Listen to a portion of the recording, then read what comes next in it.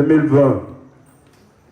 Nous poursuivons le thème sur les dons du Saint-Esprit. Donc, c'est une suite, c'est une continuité qui a commencé. Mais bien avant, il y a l'inspecteur Cheikh Oumar qui va nous porter en prière. Il va demander à Dieu de nous assister et puis de nous accompagner durant notre petite conférence. Merci, inspecteur. Donc, nous allons incliner légèrement la tête et nous allons dire d'abord merci à notre Seigneur Jésus-Christ qui permet que ce soir nous soyons tous présents pour bénéficier de l'enseignement de l'inspecteur Cédric. Nous allons prier. Seigneur, nous te disons merci d'abord pour ce moment encore que tu nous accordes. Tu as bien voulu que nous ayons la santé et le temps de venir ici ce soir pour entendre ton enseignement à travers la bouche de notre inspecteur. Nous te disons merci. Au nom de Jésus-Christ, nous avons prié. Amen. Nous allons maintenant dire, nous allons prier pour ceux qui ne sont pas encore arrivés, ceux qui traînent les pas, ceux qui ont la paresse. Nous allons demander à notre Seigneur de leur donner la force afin qu'ils puissent être là présentement avec nous. Prions. Seigneur, nous prions pour tous ceux qui paraissent à venir, tous ceux. L'enseignement. Maintenant aussi qui n'a rien retenu, qui veut comprendre. Donc celui qui a retenu, qu'il nous aide un peu à comprendre ce qu'il a retenu. C'est juste. Concernant les ions négatifs sur les dons du Saint-Esprit, qui a compris quoi? Qui n'a rien compris? Qui n'a pas suivi? Qui a suivi? Personne n'a suivi. Personne n'a compris quelque chose. Hein? Bon. On va poursuivre. Non, mais c'est le livre 3, la page 2. Donc, livre 3, page 258. Le titre, c'est la personnalité de l'Esprit Saint. L'Esprit Saint est Dieu Tout-Puissant. Il possède les caractéristiques essentielles de la personnalité, à savoir l'intelligence, l'émotion et la volonté. Parce que l'Esprit Saint possède l'intelligence, il sonde même les choses profondes de Dieu. 1 Corinthiens 2:10 et le cœur des hommes.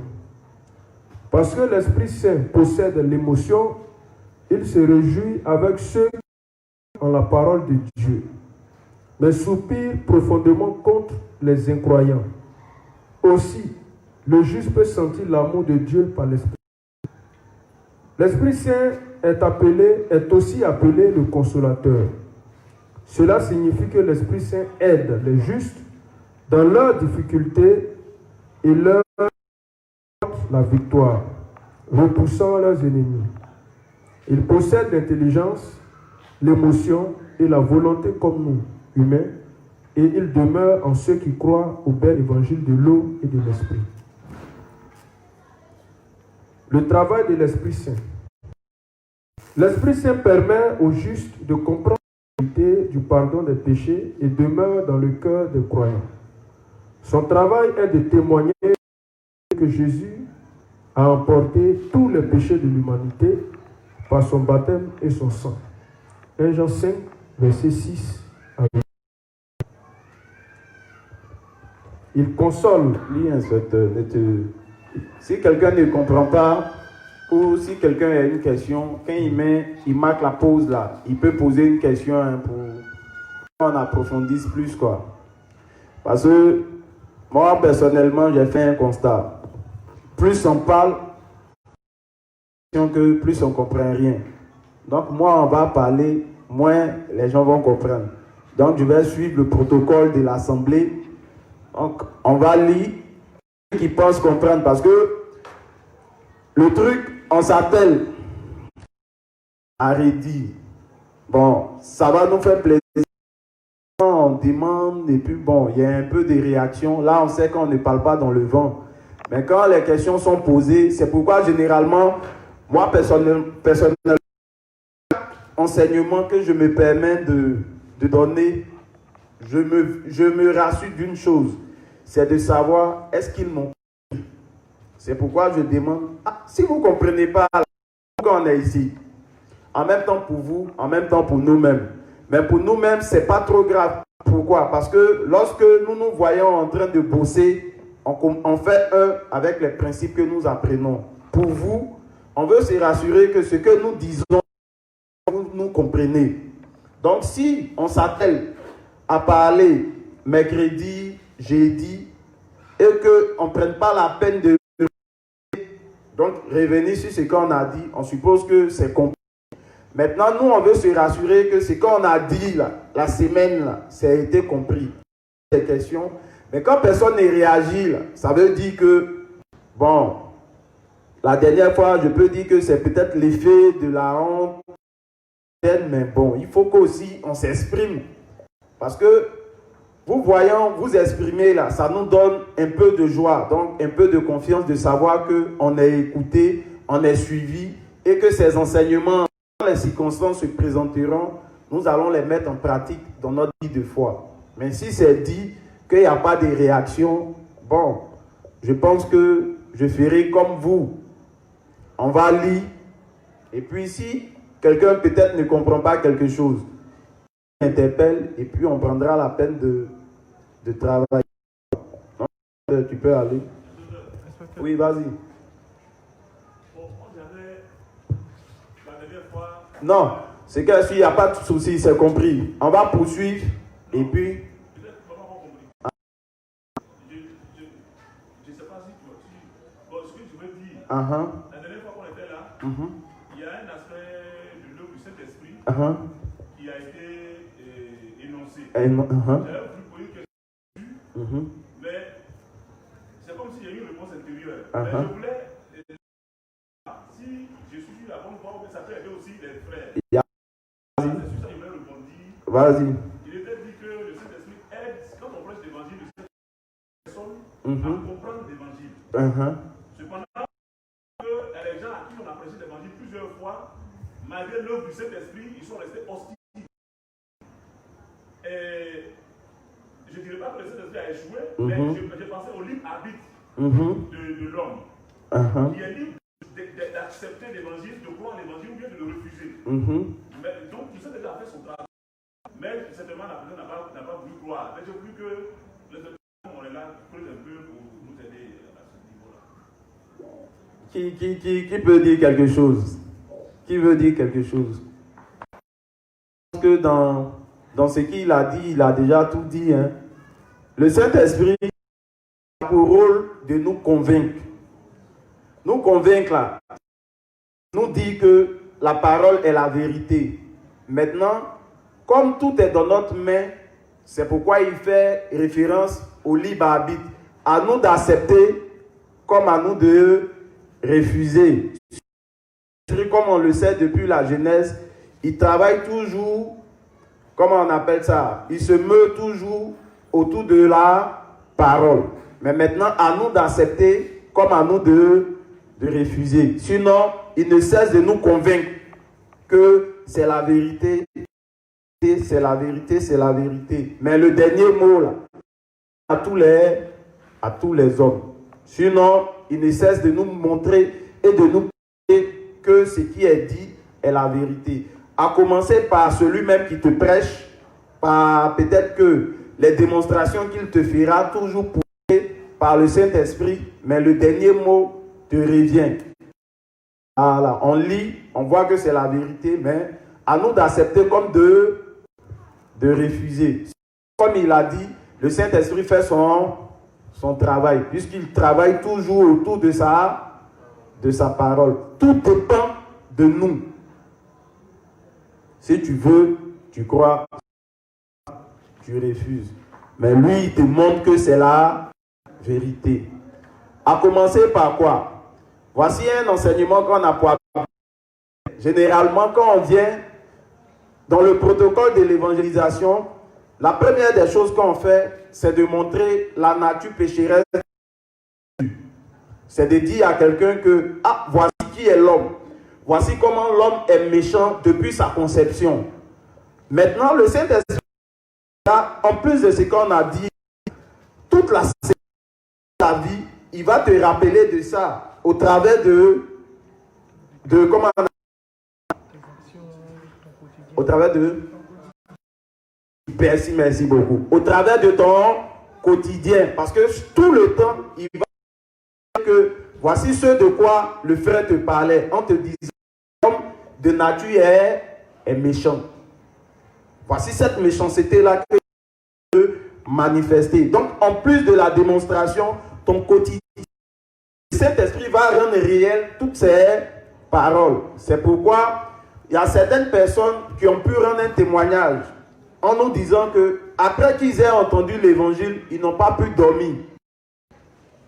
Il y a certains, le premier jour d'échange, ils n'ont pas pu dormir. Jusqu'à ils se sont levés à 1h du matin pour appeler les frères avec qui ils ont échangé pour dire que tu as dit des trucs là, jusqu'à actuellement ça me fatigue.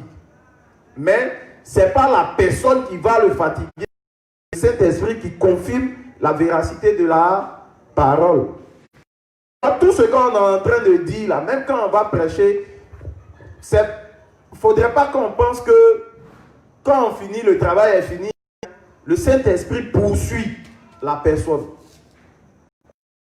La personne pour confirmer nos propos, pour confirmer tout de la vie, il poursuit ça. Mais à nous d'accepter comme de refuser. Donc je ne sais pas si, sinon ce que tu as dit, c'est ce qui est correct. Voilà. Mais tout ça, ça fait partie des différents rôles du Saint-Esprit. C'est pourquoi la Bible peut nous dire où le révérend, c'est un être qui travaille, qui est intelligent et puis qui est émotionnel, aussi qui est rationnel. Il ne force personne. Tout dépend de nous. Soit on croit, soit on ne croit pas. Mais il ne cesse de nous convaincre de la véracité, de la certitude des...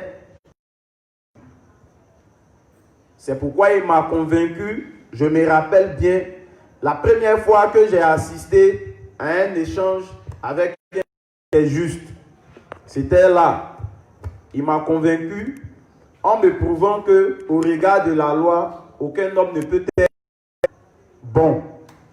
Quand j'ai vu, je me suis laissé convaincre par la parole.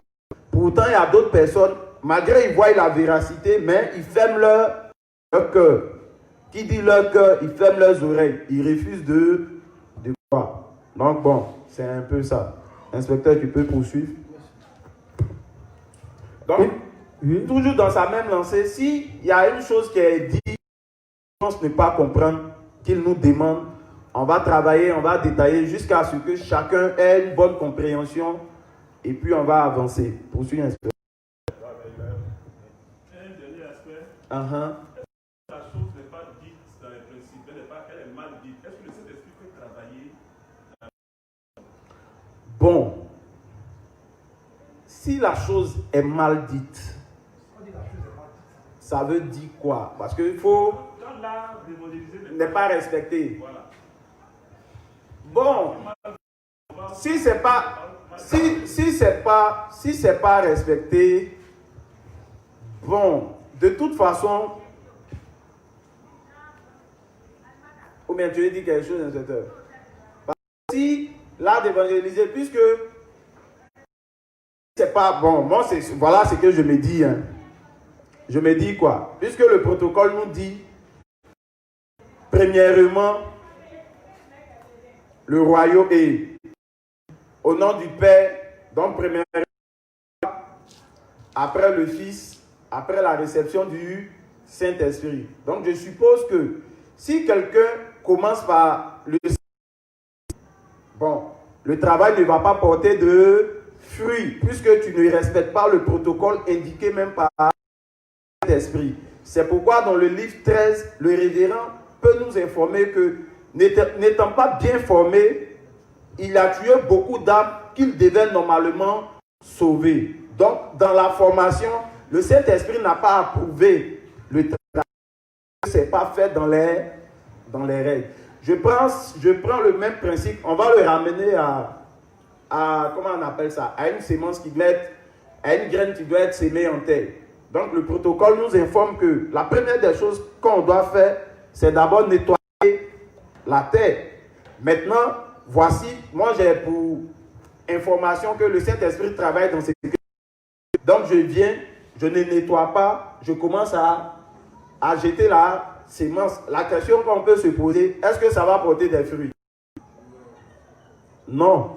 Parce que le Saint-Esprit lui-même, comme c'est un être intelligent, il travaille dans les volontés de Dieu. Il ne travaille pas en dehors. Donc, quand ce n'est pas respecté, il ne peut produire de fruits. Voilà, il travaille dans ses volontés. Il n'y a pas de souci, vas-y. Bon, ce que le juste Amos doit comprendre, effectivement, ce qu'il respectait dit est vrai. Mais si l'âme cherche Dieu de tout son cœur, on n'aura pas les sons.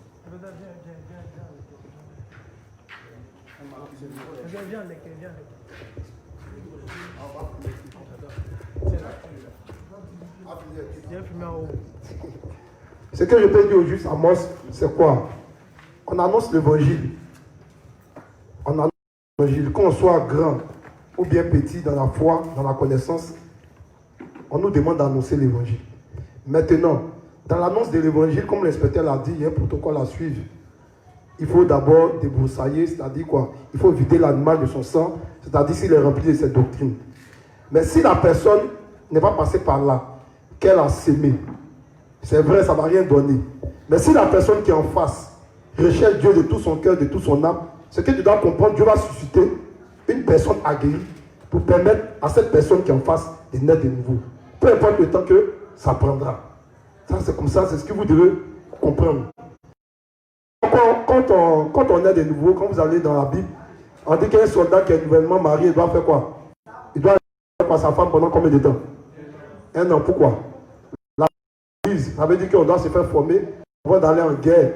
Les guerres que les gens faisaient dans le passé, là, les guerres physiques, c'est ça que nous faisons en prêchant l'évangile. Donc quand la pédagogie n'est pas respectée, là on ne va pas naître. Mais Dieu va susciter une personne aguerrie, forcément pour faire naître cette âme qui recherche Dieu de tout son cœur et de toute son âme. Et puis un peu, si je peux un peu ajouter, par rapport à ta première question que tu avais posée, c'était quoi? C'était de savoir, comme c'est le Saint-Esprit qui fait naître, et comment ça se fait que quand on prêche souvent, le Saint-Esprit, il travaille et puis les personnes ne naissent pas de nouveau. C'est simple. Si on peut, on peut lire un texte de Acte 28, 23. On va voir qu'est-ce qui fait que quand le Saint-Esprit poursuit les personnes, et puis ces personnes aussi refusent de naître de nouveau. Acte 28, verset 23. À partir du verset 23.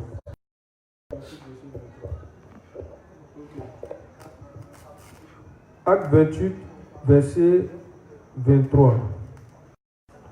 Il lui fixait un jour et plusieurs vinrent le trouver dans son logis.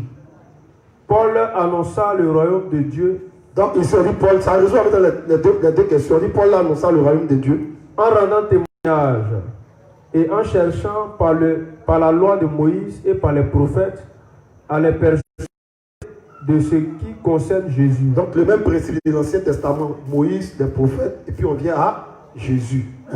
L'entretien dura depuis le matin jusqu'au soir. Les uns furent persuadés par ce qu'ils disaient. On dit les uns furent persuadés par ce qu'ils disaient. Et les autres ne crurent point. Et les autres ne crurent point. Comme ils se retiraient en désaccord, Paul n'ajouta que ces mots. C'est avec raison que le Saint-Esprit, parlant par le prophète Ésaïe, a dit: Va vers ce peuple et dis: Vous entendrez de vos oreilles et vous ne comprendrez point. Vous regarderez de vos yeux et vous ne verrez point. Car le cœur de ce peuple est devenu insensible. Donc Dieu dit, et Paul dit quoi? Le cœur de ce peuple est devenu insensible. Donc peu importe que le Saint-Esprit, au travers de ses serviteurs, va parler, comme le cœur endurci, ils ne vont pas naître de nouveau. Ils ont endurci leurs oreilles et ils ont fermé leurs yeux. Et ils ont fermé les yeux. De peur qu'ils ne voient de leurs yeux, qu'ils n'entendent de leurs oreilles, qu'ils ne comprennent de leur cœur, qu'ils ne se convertissent et que je ne les guérisse. Sachez donc que ce salut de Dieu a été envoyé aux païens et qu'ils l'écouteront. Lorsqu'il eut dit cela, les Juifs s'en allaient discuter. Ok, tu peux t'arrêter là, inspecteur. Ça va? Ça va. Donc, c'était un peu pour ajouter ça. Merci. Donc, merci beaucoup, inspecteur. Donc, on poursuit la lecture. Toujours sur les dons du Saint-Esprit. Il console aussi ses serviteurs. Donc, reste pas à mort, c'est bon, non? C'est avec un test à l'appui pour écrire notre antenne, quoi. Donc, bon, je pense que c'est compris à 100%. Inspecteur, merci beaucoup. Vas-y, inspecteur. Il console aussi ses serviteurs, les saints, n'importe quel problème, et les fortifie. Tout ça, c'est ce qui accompagne les fonctions du Saint-Esprit. On dit que le Saint-Esprit se verra en train de consoler les serviteurs. Donc, chaque juste problème, il verra toujours le soutien du Saint-Esprit. Donc, ça, là, c'est donné pour qu'on s'examine. Si quelqu'un a un problème et puis il ne voit pas l'appui du Saint-Esprit, il doit s'examiner en se posant la question, est-ce que je suis réellement né de nouveau? Parce que tel c'est dit, c'est tellement vrai que tout juste qui sera confronté à un problème, il va sentir la main du Saint-Esprit en lui disant, sois fort, on va traverser cette étape-là ensemble. Place ta confiance en moi, je serai toujours avec toi. Je vous avais fait cette promesse-là de ne pas vous laisser orphelin. Je suis avec vous jusqu'à la fin du monde. Donc le Saint-Esprit est là pour consoler chaque juste. Poursuis. Et les fortifie pour qu'ils se relèvent. Amen. Il intercède lui-même pour eux quand Romains 8, verset 26. Donc on dit même dans la prière, le Saint-Esprit aussi nous aide. Quand nous ne savons pas comment prier, donc il nous donne connaître les volontés de Dieu afin que nous prions dans les volontés de Dieu. On dit voilà encore l'une des fonctions du Saint-Esprit dans la vie de foi du juste. Poursuis. Et il donne le repos aux justes dans l'église de Dieu et les conduit à l'abondance de ses promesses. Donc c'est où il donne le repos aux justes. C'est dans l'église. Quand il mentionne l'église, il est en train de simplement nous dire que le Saint-Esprit ne travaille pas en dehors de l'église. Le Saint-Esprit travaille dans l'église. Il travaille au travers de ses serviteurs. C'est pourquoi tout serviteur qui prêche, qui anime une conférence ou une prédication, c'est toujours poussé par le Saint-Esprit. Poursuis, inspecteur. Donc, c'était dans le le travail de l'Esprit Saint par rapport à la Bible. Donc, il va nous expliquer maintenant le travail du Saint-Esprit par rapport à la Bible. L'Esprit Saint emmène le juste à reconnaître et croire en la vérité, en leur cœur, et la prêcher à d'autres. Quand on dit, le Saint-Esprit nous permet de croire en la parole, mais pas seulement croire, mais aussi à prêcher à ceux qui sont encore dans leur péché. Donc si quelqu'un a animé du Saint-Esprit après qu'il ait cru, et puis il n'a pas cette sensation-là, à tout le monde autour de lui, c'est qu'il y a un problème. Ou bien, parce que ça, nous on a connu ça. Quand je pense à ça, il peut se rappeler de mes débuts, mais je me rappelle des débuts de l'inspecteur Romy. Parce que là, quand tu faisais le front avec lui, parce que tellement le Saint-Esprit était rempli, il veut, non, comme toi. Ah ouais, mais c'est ça. Toute personne qui reçoit le Saint-Esprit, les premières pensées qui vont l'animer, il veut dire à tout son entourage qu'il n'a plus de péché. Et puis ça, c'est sans honte. Parce que c'est poussé par l'Esprit. Poursuis, inspecteur. L'Esprit Saint amène le juste à reconnaître et croire en la vérité en leur cœur et la prêcher à d'autres. Car toute écriture est inspirée de Dieu et utile pour enseigner. Donc, ici, ça règle un problème. Généralement, quand je vais faire un front avec quelqu'un qui est ses pensées, c'est ce test-là que je prends pour commencer mon front. Parce que je prends ça pourquoi? Je prends ça comme beaucoup ont pour habitude de dire que chacun a quoi? A son interprétation des Écritures. Il dit que, c'est là, c'est ce que je suis en train de dire. Quand j'ai allé chez mon pasteur, il va expliquer ça autrement. Donc moi, pour bloquer ça, je reviens à un principe qui dit simplement que la Bible a été écrite avec l'aide du Saint-Esprit. Tous ceux qui ont écrit là, c'était poussé par le Saint-Esprit. Donc la conséquence est que celui qui veut comprendre les Écritures, il doit aussi avoir le Saint-Esprit. Donc pour couper le coup dans mon front, je lui demande, as-tu le Saint-Esprit? As-tu le Saint-Esprit? Parce que c'est si tu as le Saint-Esprit, ce que tu diras là, sera conforme aux Écritures. Donc je le bloque encore en lui disant, parce que si je te demande, as-tu le Saint-Esprit, tu peux me dire oui. Comment l'as-tu reçu au regard des Écritures? Là, le front devient difficile. Comment l'as-tu reçu au regard des Écritures? Maintenant, nous savons que le protocole simple pour recevoir le Saint-Esprit, c'est le texte de Actes 2, verset 38. Repentance, rémission des péchés, et puis réception du Saint-Esprit. Donc, on le prend là, et puis le match est fini. Poursuis, inspecte. Car toute écriture est inspirée de Dieu et utile pour enseigner, pour convaincre, pour corriger, pour instruire dans la justice. 2 Timothée 3, verset 16. Consultez le livre du Seigneur et lisez. Donc ici, il est en train de nous donner les fonctions du Saint-Esprit dans le travail des écrits. Vas-y. Et lisez. Aucun d'eux ne fera défaut. Ni l'un ni l'autre ne manqueront, car sa bouche l'a ordonné et son esprit les rassemblera. Isaïe 34, verset 16. Sachant tout d'abord vous-même qu'aucune prophétie ne peut être un objet d'interprétation particulière. Excuse-moi. Donc, l'Ésaïe 34, verset 16 là, quelle est la fonction du Saint-Esprit là-bas, concernant les Écritures là? Le Saint-Esprit a pour rôle de quoi? Il a pour rôle de rassembler les Écritures pour en faire une paire. C'est pourquoi généralement, on a tendance à demander aux gens, pour les bloquer toujours dans le même contexte, d'expliquer, de faire un rapport entre le baptême de Jésus avec sa correspondance dans l'Ancien Testament, afin qu'on fasse de ces deux livres-là un seul livre. Mais le constat est fait, les gars n'y arrivent pas. Mais quand c'est posé comme ça, l'objectif, c'est de faire comprendre au frère qui n'a pas le Saint-Esprit. Ne pas avoir le Saint-Esprit revient à un principe qui est simple.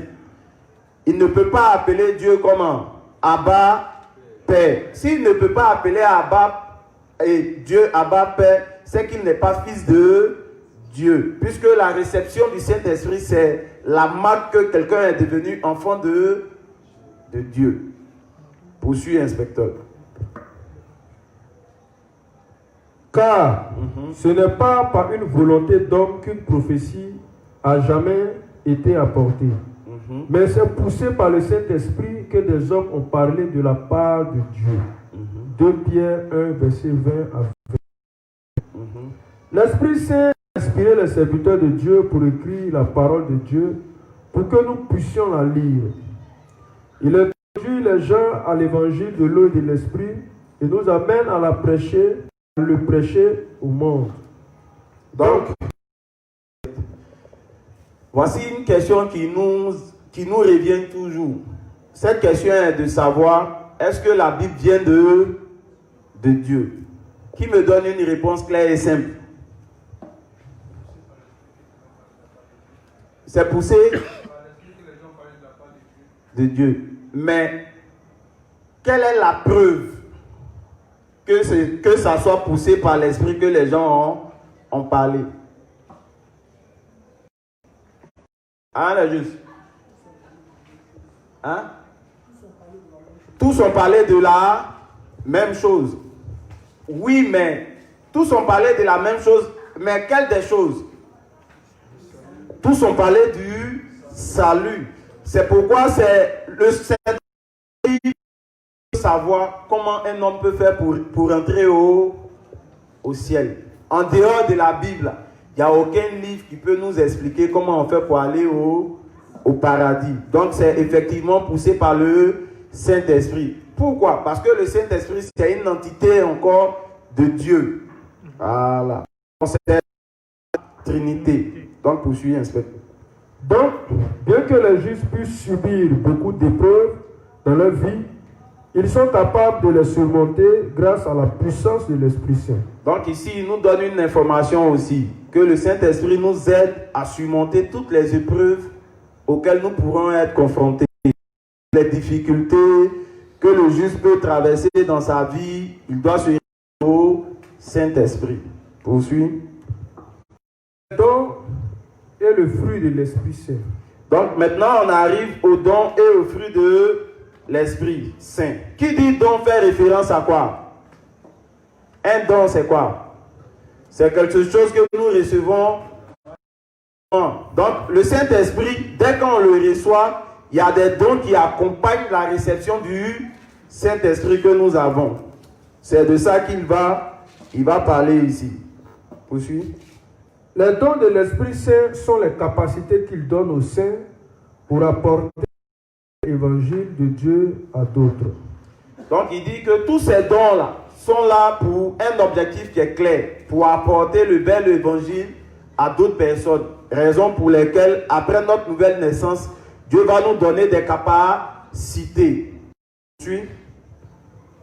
Les saints se consacrent donc au travail de Dieu avec les dons qu'il prodigue à l'Esprit Saint, et l'Esprit Saint les aide à donner la gloire au Seigneur. Or, à chacun, la manifestation de l'Esprit est donnée pour l'utilité commune. 1 Corinthiens 12, verset 7. Le but des dons de l'Esprit Saint était d'équiper les saints avec la foi et de les aider à gagner la course qui les attendait. Éphésiens 4, verset 11 à 12. L'Esprit Saint donne des capacités aux serviteurs de Dieu et aux saints pour les aider dans la diffusion de l'Évangile. Toujours. L'Église de Dieu est une communauté des saints qui sont sanctifiés en Jésus-Christ. 1 Corinthiens 1, verset 2. Chaque chrétien qui a reçu l'Esprit Saint doit se comporter selon la position et les responsabilités qui lui ont été données. Sachant que Jésus-Christ est le chef de l'Église, l'Esprit Saint donne la perspicacité spirituelle et la capacité aux saints pour qu'ils puissent travailler pour le royaume de Dieu. Il fait tout pour manifester la gloire de l'Évangile que Dieu nous a donné. Il dit, que vous mangiez ou que vous buviez, faites tout pour la gloire de Dieu. Amen. 1 Corinthiens 10, verset 31. Les différentes sortes de dons de l'Esprit. Vas-y. Il y a 12 sortes différentes de dons de l'Esprit Saint. Nous pouvons voir dans la Bible que ces dons apparaissent dans une variété de formes et de différentes à des personnes différentes. Une longue liste des dons apparaît dans Romains 12, versets 6 à 8. 1 Corinthiens 12, versets 8 à 10. Et Éphésiens 4, verset 11. Voici les 9 dons spirituels mentionnés dans le chapitre 12 de l'Épître aux Corinthiens. 1. La parole de connaissance. Donc il dit, voici les dons qui accompagnent notre croyance. Dans quel objectif? Dans l'objectif de prêcher l'évangile. Donc il va énumérer ici un premier don. Le don, c'est lequel, inspecteur? La parole de connaissance. Donc il dit que ce qui accompagne notre nouvelle naissance, c'est que nous recevons la parole de connaissance. Vas-y. Cela nous donne l'inspiration spirituelle pour comprendre l'évangile de l'eau et l'esprit et nous faire ce bel évangile. Donc, il dit que cette parole de connaissance-là, ça nous donne de mieux comprendre les évangiles, donc de mieux comprendre la parole de Dieu et de mieux la prêcher. Raison pourquoi chacun peut rentrer dans son lui intérieur et puis se rappeler avant, là, quand on n'était pas né de nouveau, là, quand on prenait la Bible, là, qu'est-ce qu'on comprenait? On ne comprenait rien. Pourquoi? Parce qu'on n'avait pas encore reçu le Saint-Esprit. Donc quand on reçoit le Saint-Esprit, il va accompagner ça par le don de connaissance de la parole des Écritures. Raison pourquoi aujourd'hui, si on demande à un juste, le Jean 3, verset 5 là, si quelqu'un n'est né d'eau et d'esprit, il ne peut entrer dans le royaume des cieux là. Qu'est-ce qu'il va répondre? L'eau se réfère à quoi? Au baptême. Mais ça, on a su ça comment? Parce qu'on a reçu le Saint-Esprit. C'est maintenant qu'on a compris toutes ces choses. C'est cette connaissance-là. Aujourd'hui, il y a certains qui disent que la femme ne doit pas prêcher dans l'église. Et quand ils parlent de la femme, ils font référence à laquelle des femmes? La femme physique. Mais pourtant, nous, ayant la connaissance de la parole, on sait que c'est quelle femme? C'est la femme spirituelle. Donc, par la compréhension de ce test-là, on peut comprendre toutes ces choses-là.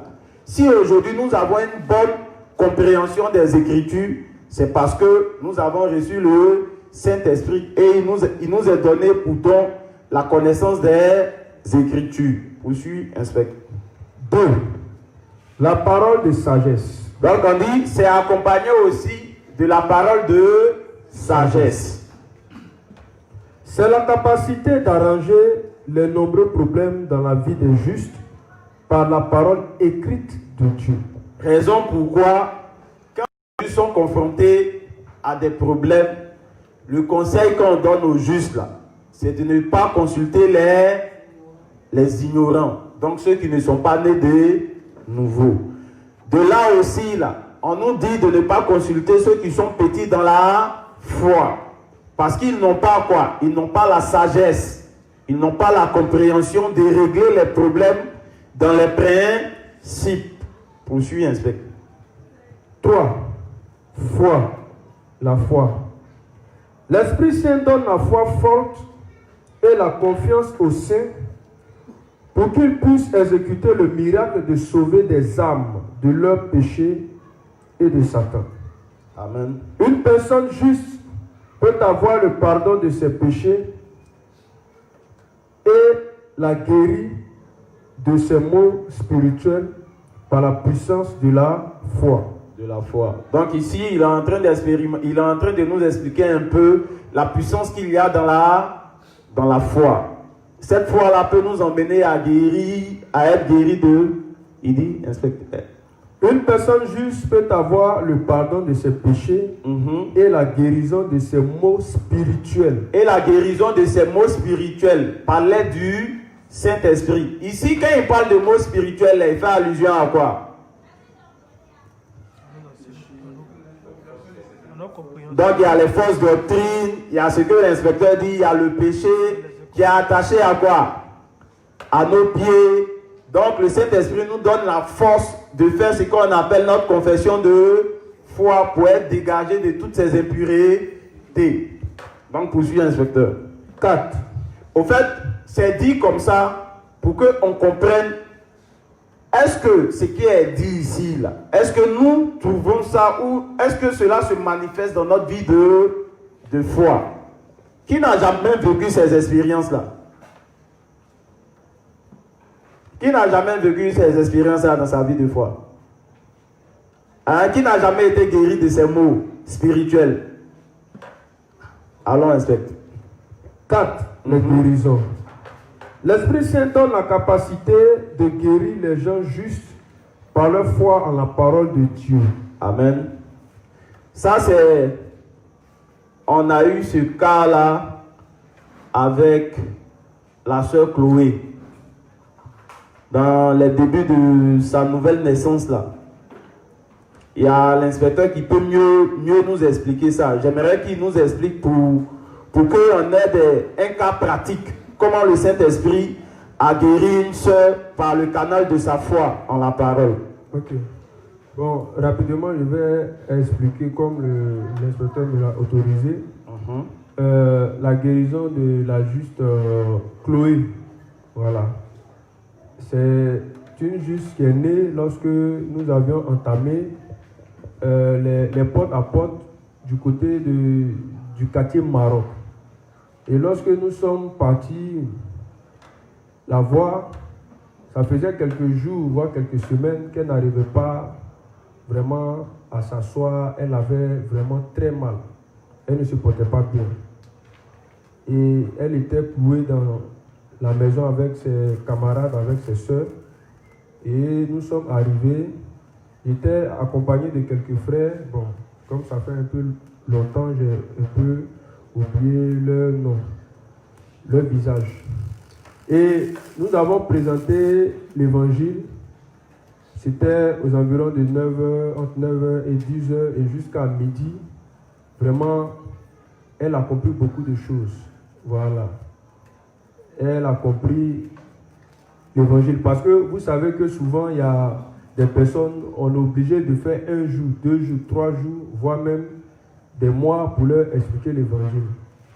Tandis qu'il y a des personnes, eux, en moins de 3 heures, une fois que c'est bien coordonné, bien expliqué, et comme elle-même, elle se posait beaucoup de questions, elle a compris, et à l'instant même, elle était guérie.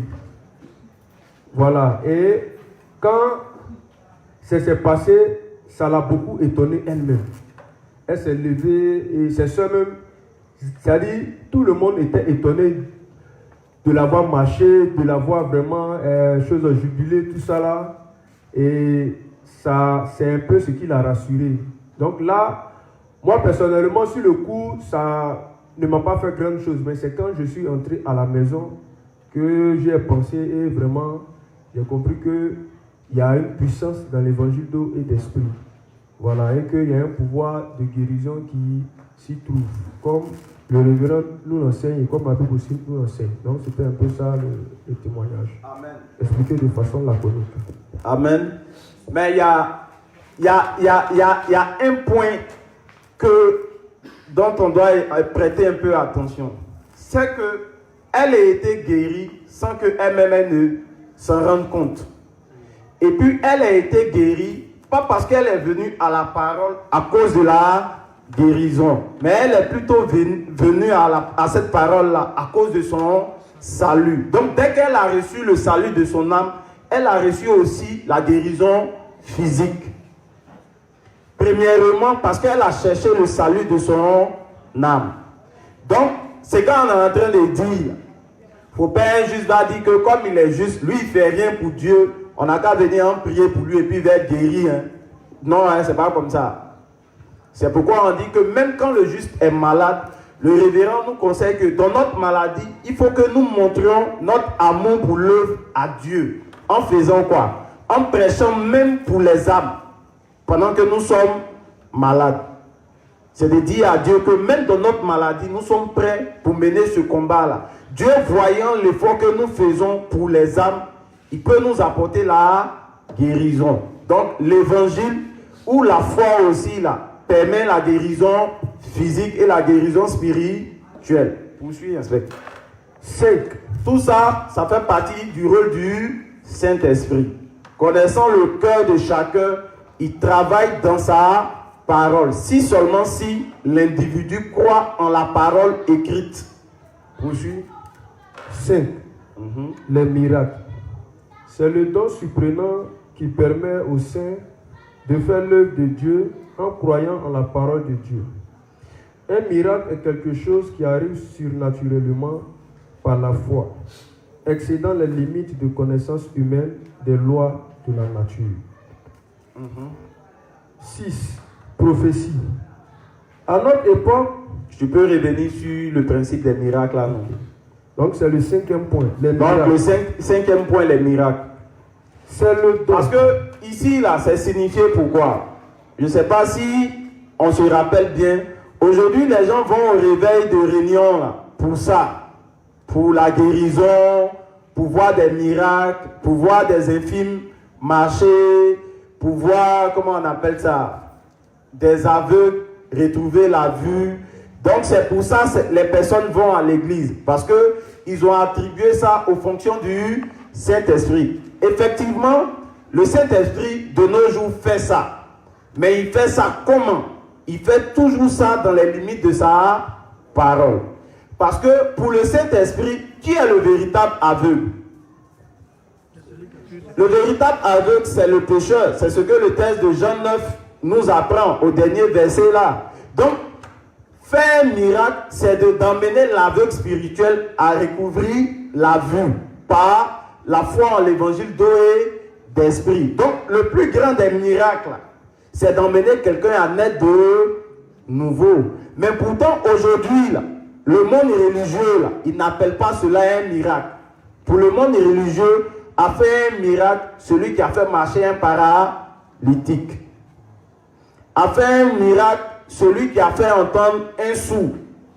Mais c'est qu'on doit rechercher là. Est-ce que le gars là, réellement là, il est paralytique? Est-ce que le gars là, réellement là, il est sourd? Parce qu'aux dernières nouvelles, il y a une vidéo qui circule où il y a une dame qui a sa main qu'elle fait rentrer d'une manière et puis elle se joue les infimes. Donc, c'est le business entre elle et les faux hommes de Dieu. Il appelle, il l'emmène au séminaire, on la présente à tout le monde. Comme tout le monde, on la voit là. Effectivement, elle est malade. Quand le gars commence à prier, et puis le miracle s'opère. Le miracle, c'est lequel? Il fait repousser sa main. Donc, quand le gars, il voit ça, il dit quoi? Il a assisté à quoi? À un miracle, à un grand miracle. Mais la question qu'on pose, bon, acceptons que ça soit un miracle, comme on veut. Maintenant, c'est quand on demande, si elle meurt après ce miracle, en ayant les péchés dans les cœurs, elle va où? Donc le miracle a servi à quoi? À zéro. Donc le véritable miracle dont la Bible parle, c'est la réception du Saint-Esprit. Puisque le véritable miracle, c'est nous, ces personnes-là, vendues au péché, qui redevenons sans péché par la compréhension des Écritures. Ça, c'est un miracle. Ça, c'est le véritable miracle. Poursuis. Donc, le point 6. 6. Prophétie. Donc, les prophéties. Dieu me dit. Donc, ici, là, le révérend va s'atteler à nous expliquer le Dieu me dit de te dire. Il va expliquer la véritable prophétie. À notre époque, seulement ceux qui croient en la parole de Dieu et y obéissent peuvent prophétiser selon ce qui est écrit. Selon ce qui est écrit. Donc je ne viendrai pas dire ici, Dieu m'a dit. C'est pourquoi de nos jours là, c'est dit écrit. Donc on a des prophètes, on a des prophéties, mais basées sur les Écritures. De nos jours, on parle de prophétie. Mais la prophétie, là, c'est toujours basé sur ce qui est écrit. Raison pourquoi dans le texte de Jean 8, là, Dieu nous demande de faire quoi? De demeurer dans la parole. Poursuis, inspecteur. Les paroles d'une personne qui a les croyances qui ne sont pas basées sur ce qui est écrit dans la Bible ne sont pas la vraie prophétie. Donc le révérend a souligné les rumeurs.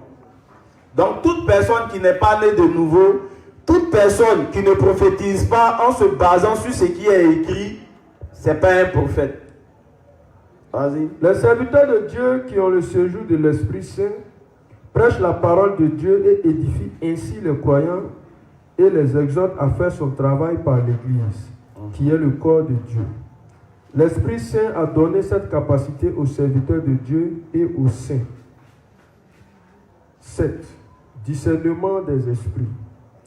C'est la capacité de déterminer si quelqu'un a eu le pardon de ses péchés. Parce que ici, là, le discernement des esprits est différent de ce qu'on a pour habitude de voir dans le monde. Hein.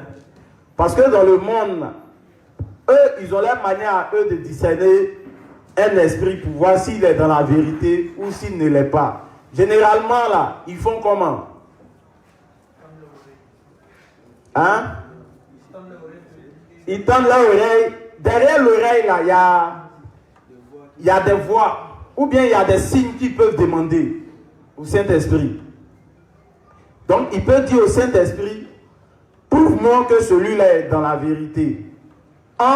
Si tu me montres qu'il a porté un caleçon rouge Dès que je vois le caleçon rouge, c'est que c'est un vrai serviteur de Dieu.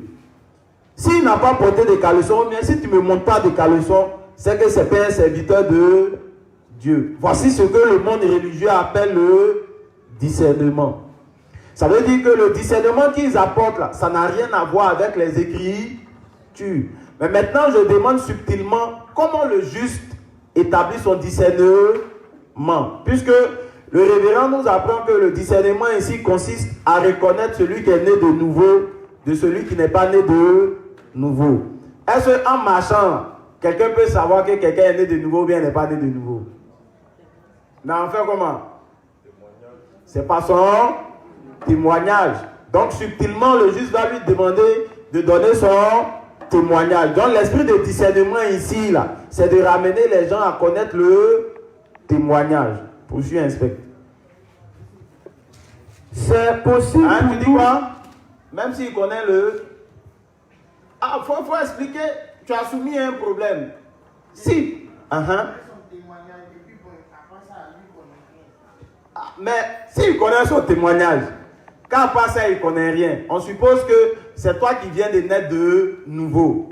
Donc tu es né de nouveau hier. Et puis tu viens, on te prend à côté et puis quelqu'un te demande, ah, tu es né de nouveau. Et puis tu dis oui. Il dit comment? Tu dis non, que tu as cru au baptême de Jésus, en sa mort et en sa résurrection. Ça ne fait pas de toi une juste. Non, mais quel est le souci? Bon, on suppose que tu es au CP1. Tu veux que le gars, à part ça, là, il connaisse quoi? Il ne connaît rien.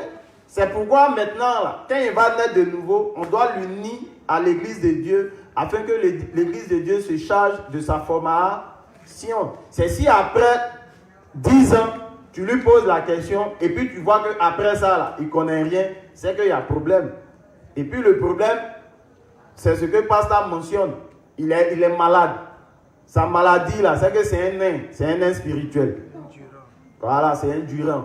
Il ne cherche pas à grandir. Lui, il est né de nouveau. La vie s'arrête là. Poursuis, inspecte.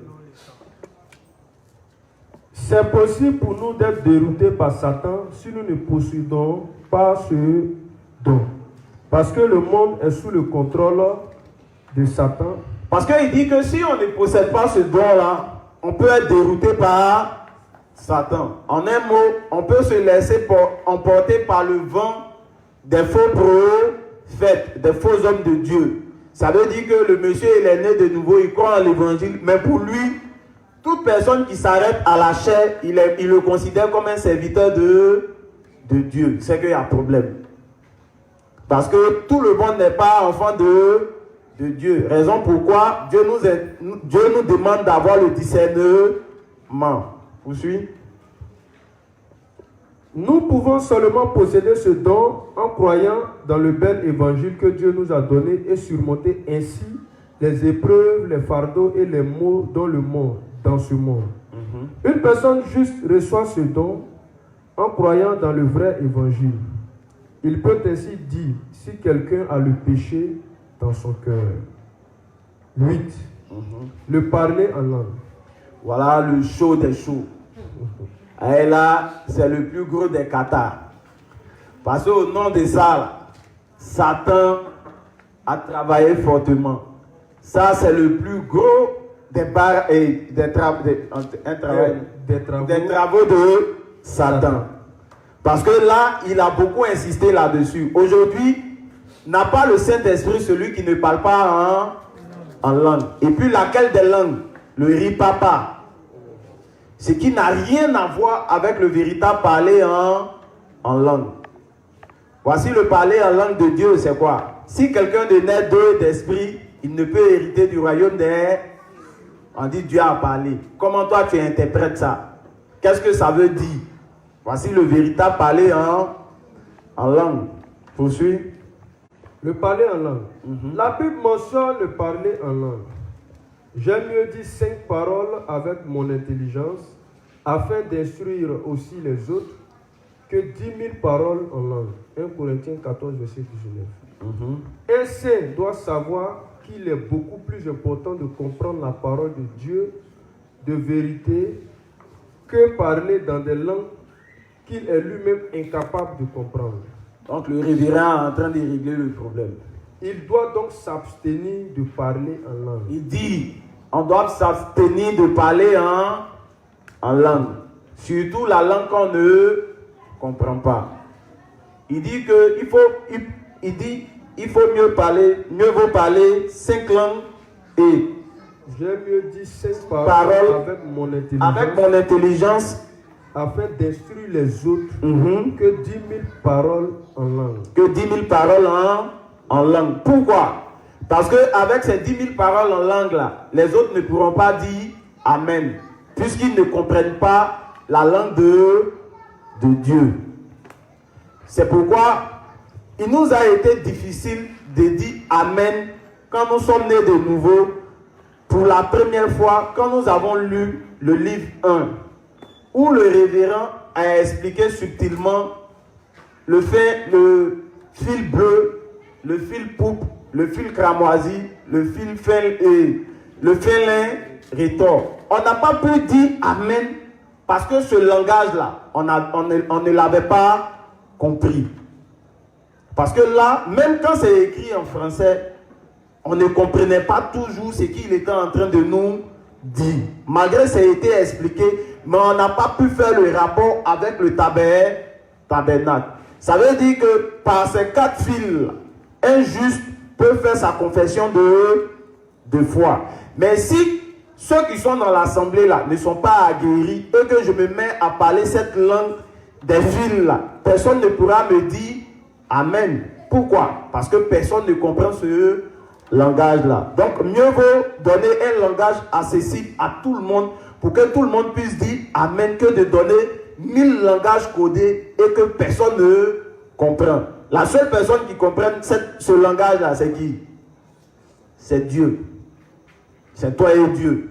C'est vous deux, vous pouvez dire Amen. Mais pour les autres, ils ne peuvent pas le dire parce qu'ils ne comprennent pas ce langage-là. Donc, pour dire simple, il faut dire les choses terre à terre et simplement afin que tout le monde puisse comprendre que de dire beaucoup de choses avec des codes. C'est pourquoi on se plaint un peu des juges qui s'attachent à vouloir comprendre les mystères, telle chose. On leur dit que le plus important là, c'est pas la compréhension des mystères, mais c'est de solidifier même l'évangile en des paroles simples déjà que tu as reçues. C'est ça qui est le plus important. Plus tu vas grandir dans la foi, les mystères là, le Saint-Esprit t'aidera à comprendre toutes ces choses aussi simplement que possible. Ça veut dire que des trucs que tu lisais, que tu ne comprenais pas, c'est comme aujourd'hui, hier, on nous a parlé, on a lu le Lévitique. On a parlé du foie ou bien de rognon. Bon, ça c'est un parler en langue. On dit de faire le rapport avec rognon là, dans le Nouveau Testament. Bon, à nous de réfléchir. Mais qu'est-ce que ça veut dire? On dit que ça c'est un mystère. Mais plus tu grandiras dans la foi, tu verras que le Saint-Esprit va t'expliquer ça de manière simple. Donc, inspecte, poursuit. Oui, vas-y. En cause de parler en langue là, moi j'aimerais savoir, est-ce que quelqu'un qui est né de nouveau peut parler en langue comme la mère de ta Non, c'est ce qu'on dit que c'est impossible. Ah, il peut parler en langue. Ribaba, papa. Non, c'est pas ça.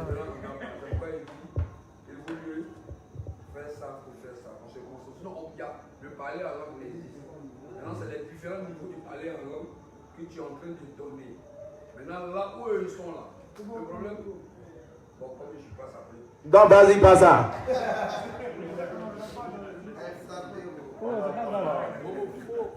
Il vient. En fait,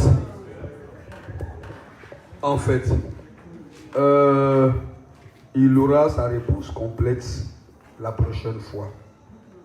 Mais pour ce jour, il a voulu que tu comprennes le parler en langue sous la forme de doctrine. Parce que quand tu vas lire très bien le 1 Corinthiens 14, tu vas voir que Dieu parle soit sous la forme de prophétie, soit sous la forme de doctrine, et puis après que tu suis tout le reste. Donc quand il dit une chose depuis Genèse, depuis sa création, et que dans le Nouveau Testament, il donne le sens, est-ce que tu as compris ça? jusqu'à ce que tu vas parler la langue des anges. Cette langue-là, elle existe. Le révérend en parle. Mais il demande aux gens de ne pas se concentrer là-dessus. C'est des choses qui viennent spontanément au fur et à mesure que nous prenons de l'âge. De la même manière, on a eu la différence dans l'évangile de l'eau et de l'esprit. C'est comme ça, on aura la différence. Et puis, l'esprit du prophète est soumis au prophète. Ça veut dire quoi? Ça veut dire que tu parles la langue quand ça y est là, quand tu veux. Ce n'est pas du communautarisme où c'est l'esprit qui te fait parler malgré toi. Et on commence à avoir la sensation qu'il y a du piment dans la bouche.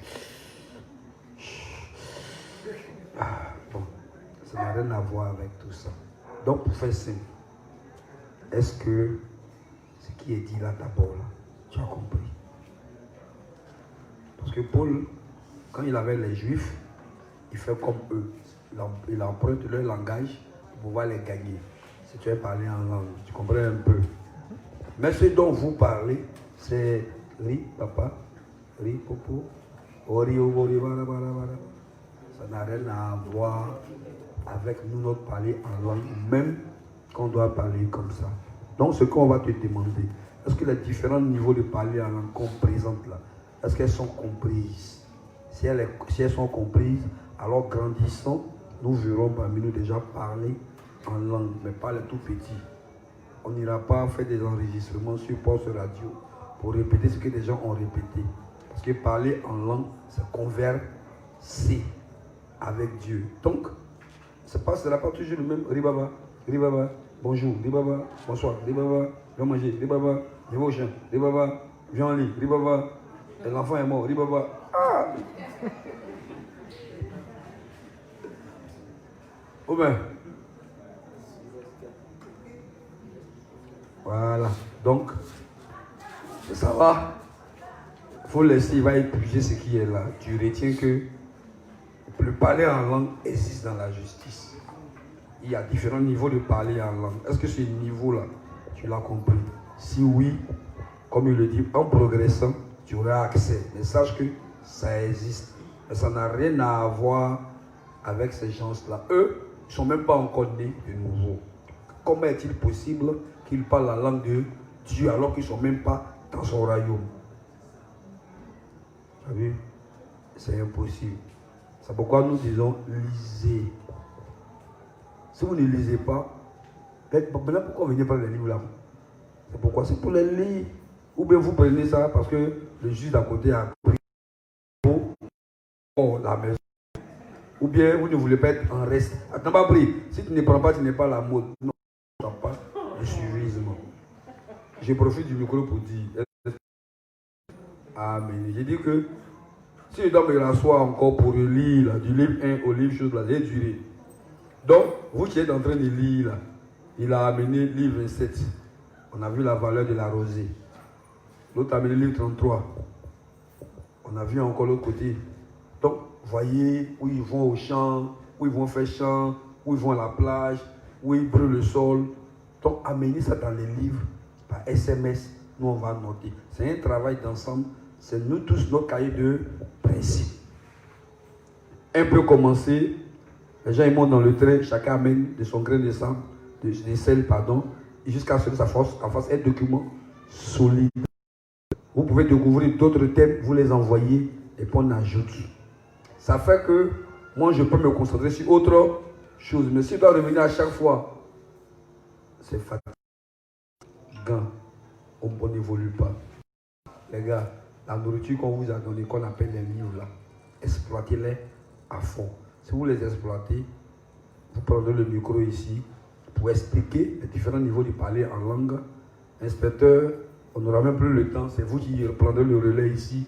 Nous, on sera en train de rester à Daloa pour renforcer les bases. On sera à Séguéla pour renforcer les bases. Parce qu'on saura que, comme vous travaillez, ce qu'il faut suivre, c'est l'esprit. Vous ferez des erreurs.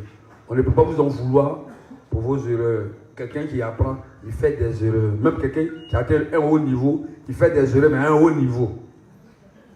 C'est pourquoi nos limites ne sont pas un problème. Nos échecs ne sont pas un problème. Mais comme on amène Dieu à nous aider, c'est tout. Ça va?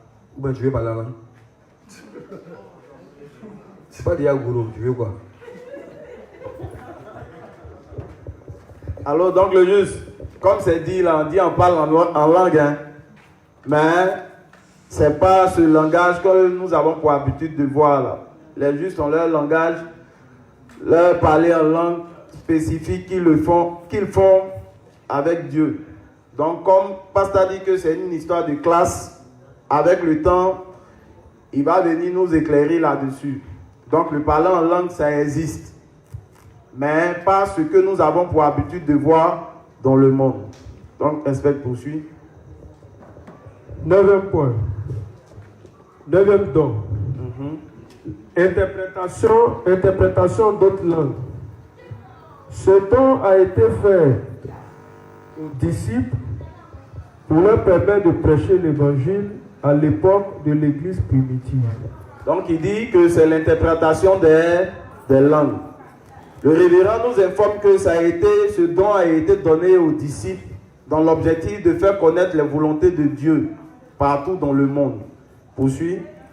De nos jours, l'Esprit Saint étend l'évangile par le ministère de traduction et l'interprétation de messages dans des langues diverses.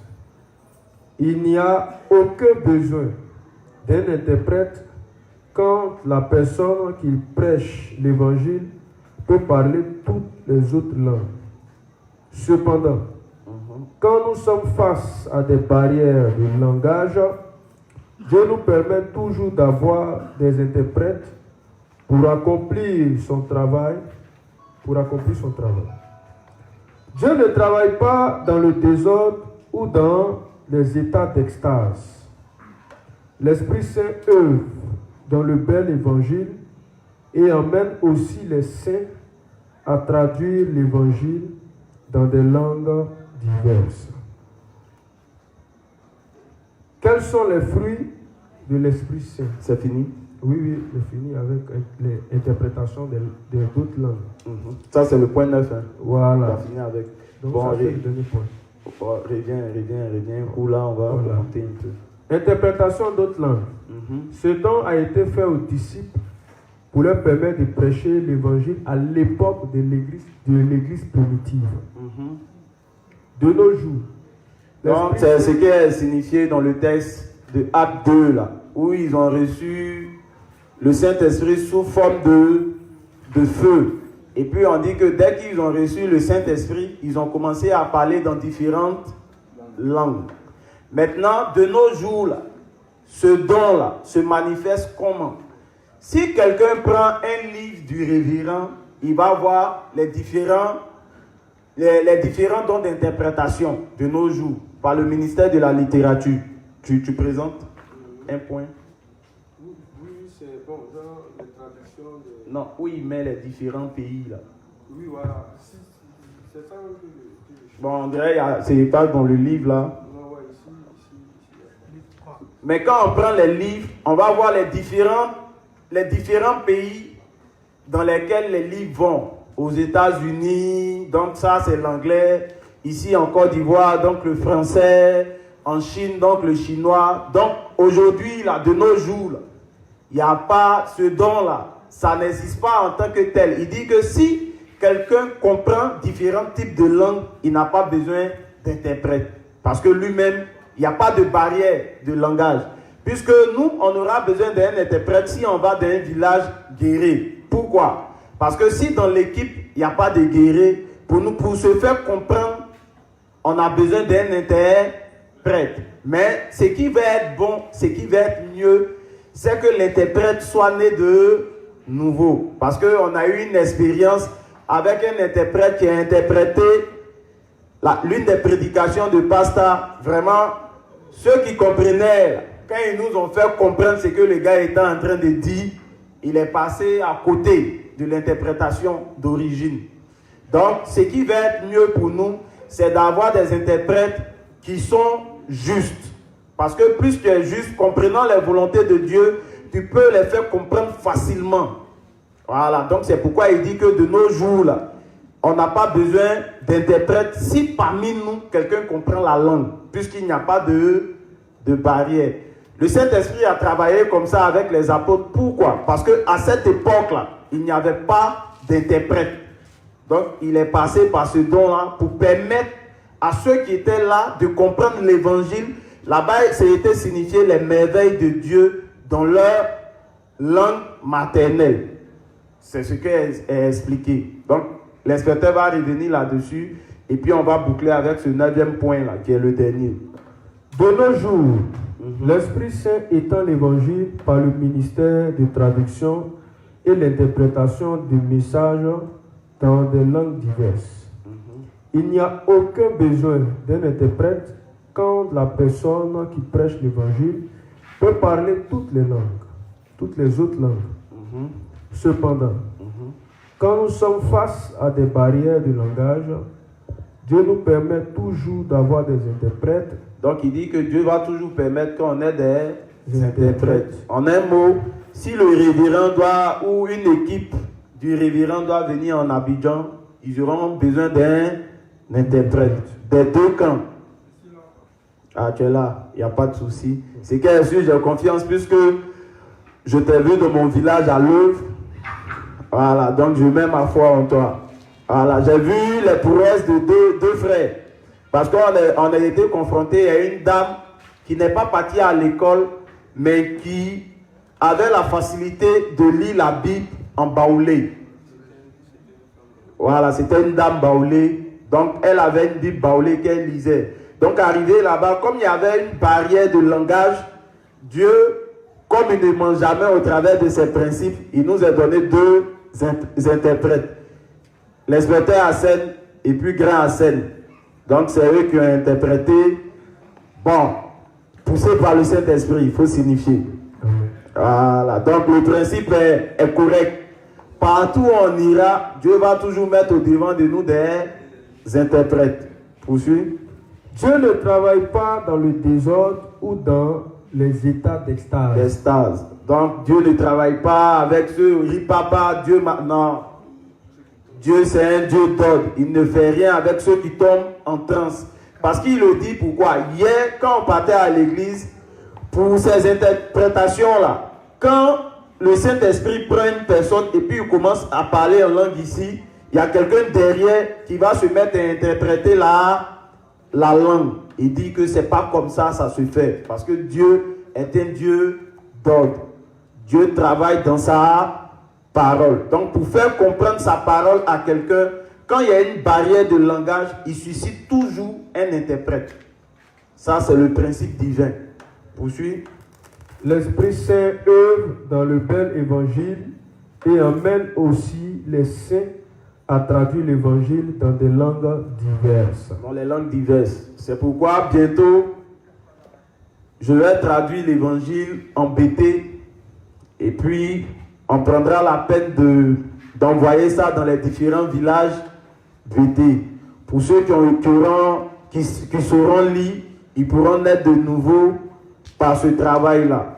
Donc on n'aura pas besoin d'interprètes pour ce domaine. Aussi pour différentes langues, comme Clé, comme ça, il s'est permis ou bien il veut traduire l'évangile aussi en guéré, afin que ses parents de l'autre côté aussi aient une compréhension parfaite de l'évangile. Parce que c'est difficile pour nous, quand on arrive dans les villages, tu vas tomber sur des personnes âgées.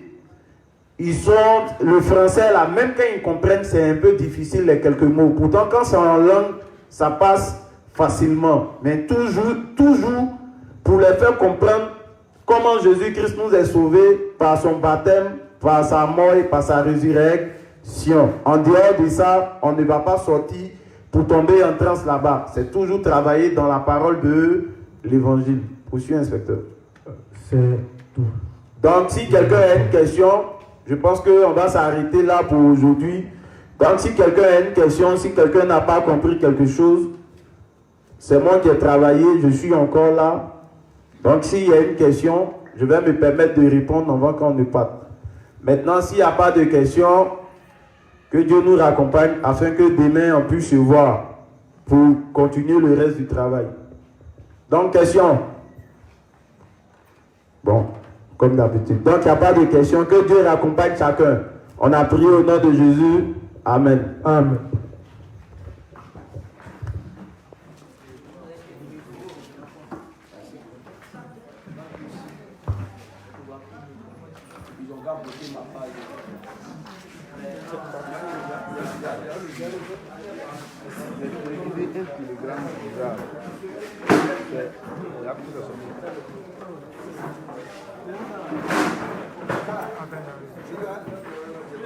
Attends,